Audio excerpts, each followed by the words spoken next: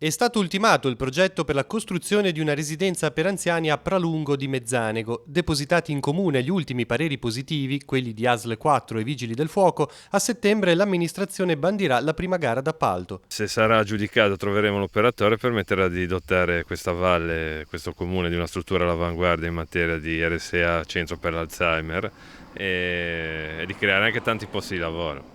Si tratta di un project financing ambizioso che prevede un investimento di circa 10 milioni di euro. Per questo chi avrà la gestione otterrà una concessione di 50-60 anni per poter rientrare dei costi di costruzione. Ci sarà un canone di concessione che sarà versato al comune, creerà circa 50-60 posti di lavoro, ci saranno anche tariffe convenzionate per i residenti e permetterà di avere una struttura veramente all'avanguardia, perché sia come standard qualitativi per gli ospiti sarà anche dotata di piscina riabilitativa che negli orari serali sarà aperta anche al pubblico. Il piano d'opera prevede la realizzazione di un immobile di 6 piani, di cui 2 seminterrati, per un totale di 4.500 metri quadrati di superficie calpestabile.